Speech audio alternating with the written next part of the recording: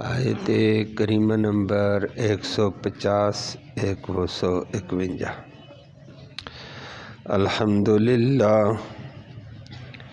الحمدللہ عدد خلقہ ورضا نفسہ وزنت عرشہ ومداد کلماتہ والصلاة والسلام علی صفوت رسلہ وخیر خلقہ محمد وآلہ وصحبہ اما بعد فاعوذ باللہ من الشیطان الرجیم بسم اللہ الرحمن الرحیم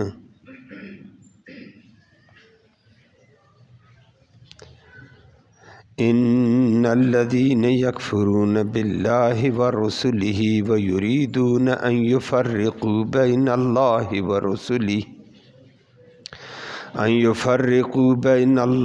ورسله ويقولون نؤمن ببعض ونكفر ببعض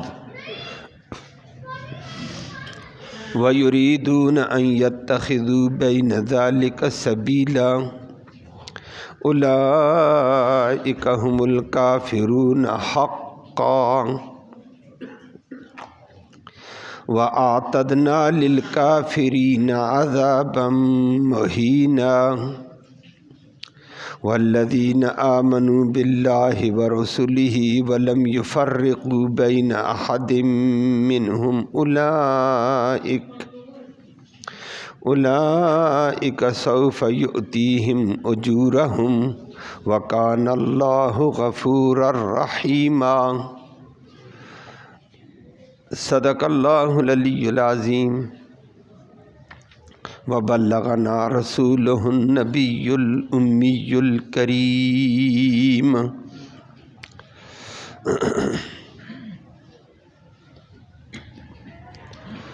قابل صد تکریم معزز سامعین کرام،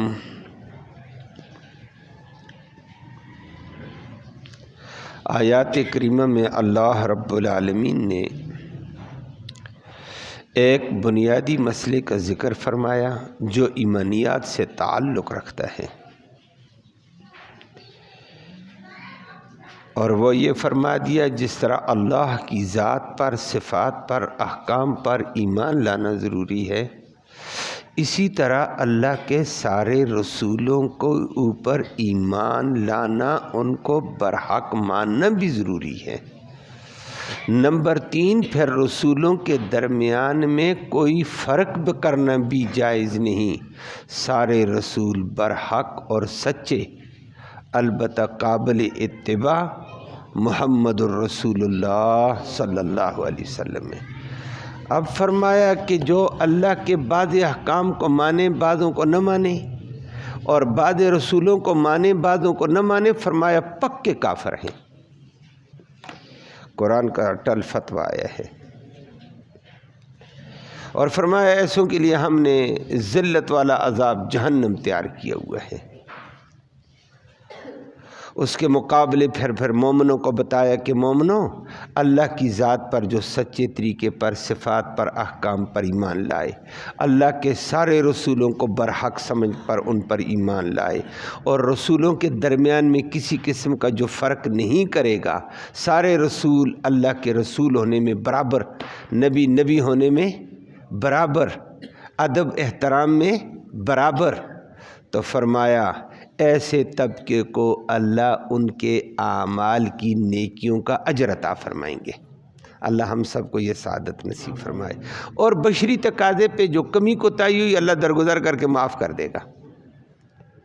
یہ ایمانیات کا بڑا اہم مسئلہ ذکر کیا، جو مختصر میں نے ذکر کیا، اب لفظی ترجمہ سماعت فرمایا ان الذین، بے شک وہ لوگ، یکفرون، جو انکار کرتے ہیں، کفر کرتے ہیں، باللہ، اللہ کی ذات کا یا صفات کا یا احکام کا، ورسلہ، اور اس کے رسولوں کا انکار کرتے ہیں، اور نمبر 2، وَيُرِيدُونَ، اور وہ چاہتے ہیں ان یفرقوا، کہ وہ فرق کریں، بین اللہ و رسولی، اللہ اور اللہ کے رسولوں کے درمیان۔ میں اللہ کو مانتا ہوں، میں رسول نہیں مانتا ہوں، ایسے کہہ دے نمبر 2 وَيَقُولُونَ اور وہ کہتے ہیں نُؤْمِنُ بِبَعْضٍ ہم بعض رسولوں پر ایمان لاتے ہیں، وَنَكْفُرُ بِبَعْضٍ اور بعضوں کا ہم انکار کرتے ہیں۔ فرمایا وَيُرِيدُونَ اور یہ لوگ تو چاہتے ہیں أَن يَتَّخِذُوا کہ بنا لیں بین ذَلِكَ ان تمام رسولوں کے درمیان میں سبیلا کوئی اپنا راستہ۔ اولئک یہی لوگ ہیں ہم وہ الکافرون حقا پکے کافر۔ وَآتَدْنَا اور ہم نے تیار کر دیا للکافرین کافروں کے لیے عذاباً عذاب مہینا ذلت دینے والا، رسوا کر دینے والا۔ اس کے مقابلے میں فرمایا والذین آمنوا اور وہ لوگ جو ایمان لائے باللہ اللہ کی ذات پر، اللہ کی صفات اور احکام پر، ورسلہ اور اس کے سارے رسولوں پر، رسول سارے رسولوں پر، نمبر 3 ولم یفرقوا اور وہ فرق نہیں کرتے بین احد کسی ایک رسول کے درمیان منہم ان رسولوں میں سے، سارے رسول برحق اور سچے عقیدت والے، محبت والے۔ اولئک یہی لوگ سوف ان قریب یؤتی عطا کرے گا اللہ ہم ان لوگوں کو اجورہم ان کا اجر، ان کی ہر نیکی کا اجر ان کو ملے گا انشاءاللہ۔ وکان اللہ اور بشری تقاضے پر جو کمی کوتاہی ہو گئی، وکان اللہ اور ہے اللہ رب العالمین غفوراً بخشنے والا، رحیماً مہربان، بشری تقاضے پر کمی کوتاہی اللہ معاف کر دے گا انشاءاللہ۔ ایمانیات کا مسئلہ ذکر کر کے فرما دیا، اور اس ایمانیات کے اندر فرما دیا پہلی بات کہ جو لوگ اللہ اور اللہ کے رسول کے درمیان میں کسی ایک کا انکار کر دے، اللہ کو نہ مانے، میں رسول تو مانتا ہوں بس رسول ہی کافی ہے، اللہ کو نہیں مانتا ہے، میں رسول کو مانتا ہوں، نبی کو مانتا ہوں، میرے لیے نبی کافی ہے، میں یہ حکم اللہ کا نہیں مانتا ہوں، یہ نہیں مانتا ہوں، یہ نہیں مانتا ہوں، یہ فرق کر دے۔ ایک اللہ نے فرمایا یہ اللہ اور اللہ کے رسول کے درمیان میں فرق کرنے والا، انکار کرنے والا اللہ کا انکار کرے یا اس کے رسولوں کا انکار کرے، فرمایا کافر ہے۔ جس طرح اللہ کی ذات پر، صفات پر، احکام پر ایمان لانا ضروری، ایسے سارے کے سارے رسولوں پر ایمان لانا ضروری ہے۔ اور نمبر 2 سارے رسولوں پر ایمان لانے کے بعد پھر کہ سارے رسول کے اوپر ہمارا ایمان اور یقین ہے، اللہ نے 1,24,000 کم و بیش انبیاء اور رسول بھیجے، سارے سچے تھے، سارے برحق تھے، سارے قابل احترام ہیں، سارے ادب کے قابل ہیں۔ اللہ ہم سب کو ادب و احترام کی توفیق نصیب فرمائے۔ اور البتہ وہ اپنے اپنے دور میں ان کی اتباع لازم تھی، اب آخری نبی آ گیا، آخری نبی ہی کی قیامت تک اتباع لازم ہے۔ یہ ایمان لانا ضروری ہے کہ اللہ کی ذات و صفات پر، احکام پر ایمان لاؤ، تمام رسولوں پر ایمان لاؤ، سارے رسول سچے ہیں، برحق ہیں، قابل احترام ہیں۔ اور نمبر 2 وہ رسول اپنے اپنے دور پہ قابل اتباع تھے، آج محمد الرسول اللہ آخری نبی آ گیا، یہ قابل اتباع ہے، باقی بھی سچے، باقی بھی ادب والے، باقی بھی احترام والے، لیکن اب اتباع صرف محمد الرسول اللہ کی ہے صلی اللہ علیہ وسلم۔ یہ ایمان ہے ہمارا، اور ہونا بھی چاہیے، قرآن کی آیت کہتی ہے۔ اور اسی بات کو نبی کریم صلی اللہ علیہ وسلم نے واضح طور پر ذکر کیا، بخاری میں، مسلم میں روایت موجود ہے، حدیث کی تمام کتابوں میں موجود ہے۔ نبی کریم صلی اللہ علیہ وسلم پڑھا کر بیٹھے تو پڑھانے کے بعد ساتھی آپس میں سبق کو دہراتے ہیں، یاد کرو بھائی، ایک دوسرے کو سناؤ سبق تاکہ پکا یاد ہو جائے۔ نبی کریم صلی اللہ علیہ وسلم پڑھا کر تھک کر بیٹھے ہوئے تھے، صحابہ آپس میں ایک دوسرے کو دہرا رہے تھے، اتنے میں دیکھا عمر بن خطاب کے پاس ایک چھوٹا سا کتابچہ تھا، اس نے نکالا، اس کا مطالعہ شروع کر دیا۔ نبی کریم صلی اللہ علیہ وسلم نے دیکھ لیا کہ جو سبق میں نے پڑھایا یہ اس کو نہیں دہرا رہا ہے، یہ کوئی اور چیز دہرا رہا ہے۔ نظر آ گیا، محسوس کر لیا۔ نبی کریم صلی اللہ علیہ وسلم بولے نہیں، طبیعت خراب ہو گئی، چہرہ بدل گیا۔ فتغیر وجہ رسول اللہ صلی اللہ علیہ وسلم، نبی کا چہرہ بدل گیا۔ حتی احمرت وجہ، نبی کا چہرہ سرخ ہو گیا غصے سے۔ اچانک ابو بکر صدیق کی نگاہ پڑی۔ ابو بکر صدیق نبی کا رمز شناس تھا، کمال کا آدمی تھا، اللہ اس پہ بھی کروڑوں رحمت نازل فرمائے۔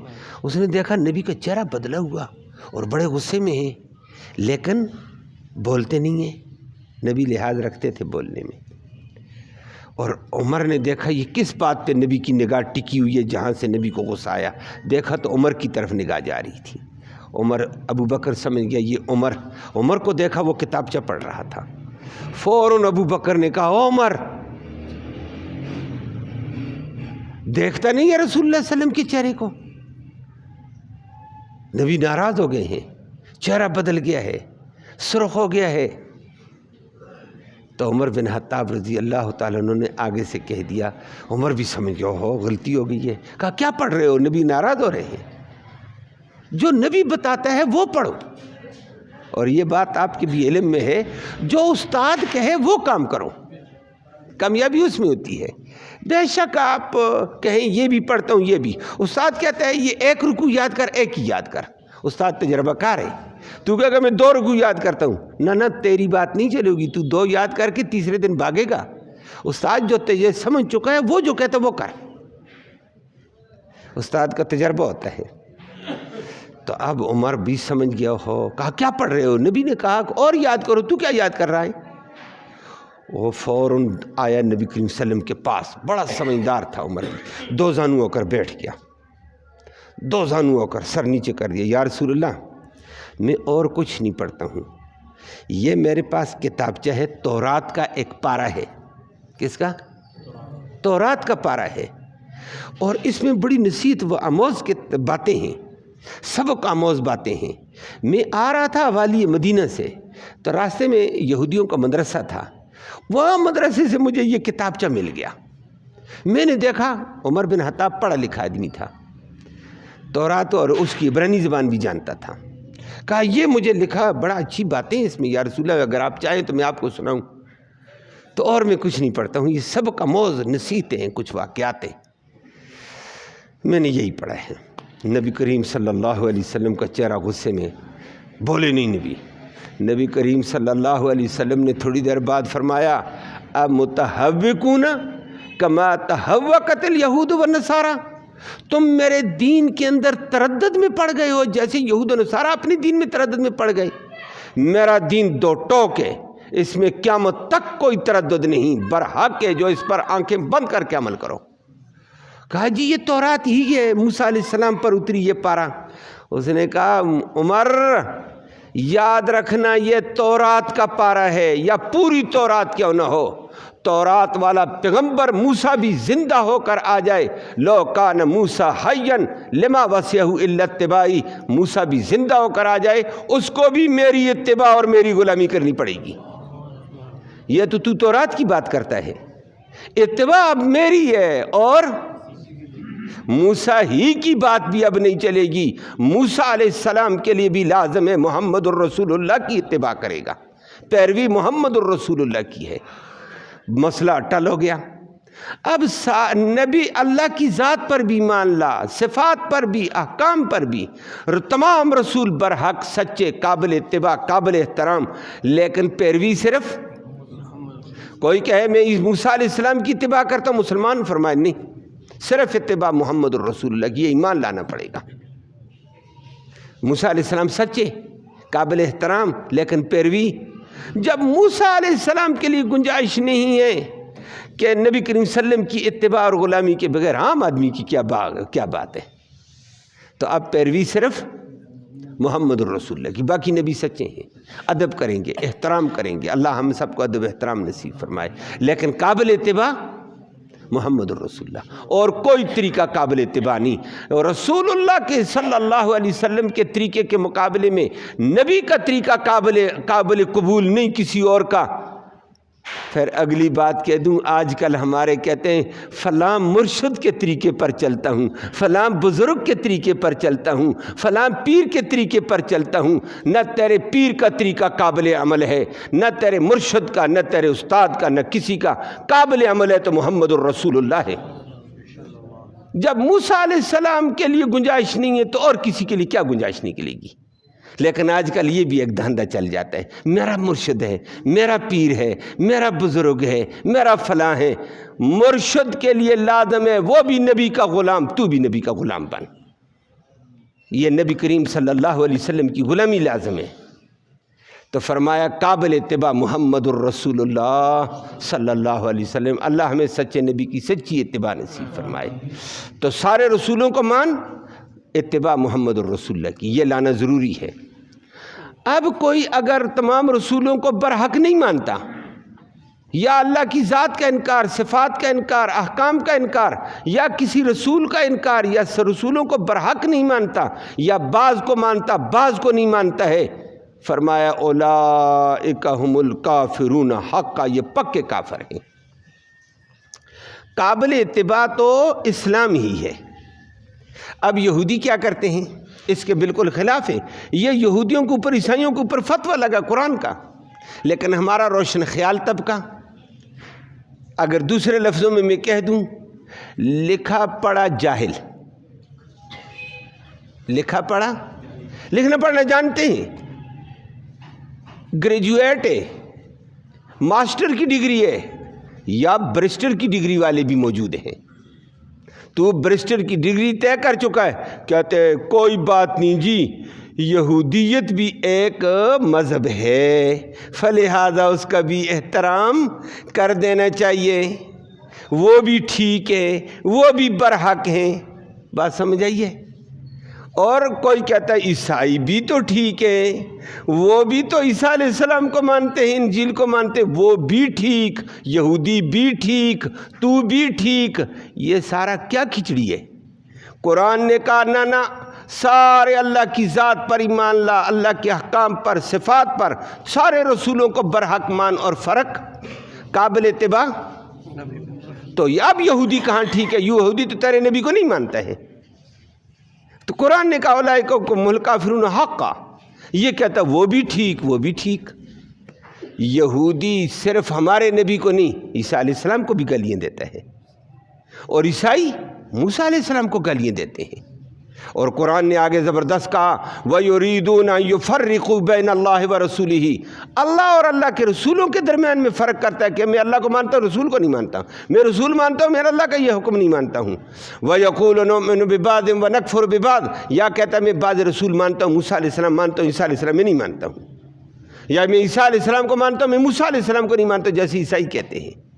اللہ نے فرمایا وَيُرِيدُونَ أَن يَتَّخِذُوا بَيْنَ ذَلِكَ سَبِيلًا، رسولوں کے درمیان میں فرق کا جو راستہ نکالنا چاہے گا، اولئک ھم الکافرون حقا، یہ پکا کافر ہے۔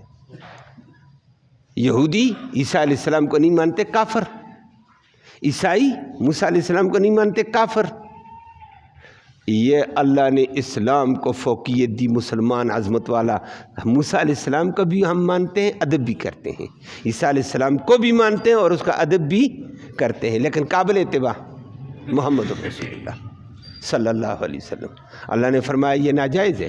اب یہودیت کے لیے، عیسائیت کے لیے، یا ہندوؤں کے لیے، یا سکھ کے لیے مدار نجات فرمایا اللہ کی ذات کو مان، صفات کو مان، احکام کو مان، سارے رسولوں کو مان، پھر محمد الرسول اللہ کو آخری نبی مان، محمد الرسول اللہ کی اتباع کو لازم پکڑ تو مومن ہے، نہیں ان کاموں کو کرتا ہے تو کافر ہے۔ یہ ہندو، سکھ، یہودیت، عیسائیت پر کفر کا یہ فتویٰ آیت کریمہ لگاتی ہے، اور ہمارے برسٹر کبھی کبھی بولتے ہیں وہ بھی آسمانی مذہب ہے، وہ بھی ٹھیک ہیں، وہ بھی برحق ہیں، وہ بھی ہمارے بھائی ہیں۔ کچھ بھی نہیں ہے۔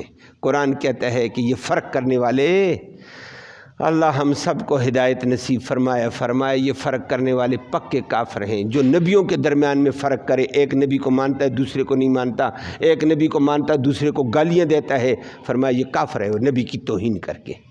سارے نبی برحق ہیں، سارے نبی سچے ہیں، قابل اتباع محمد رسول اللہ۔ ایسے لوگ پکے کافر، وَأَعْتَدْنَا لِلْكَافِرِينَ عَذَابًا مُهِينًا، ایسے لوگوں کے لیے ہم نے ذلت والا عذاب تیار کیا۔ اللہ ہم سب کو بچائے۔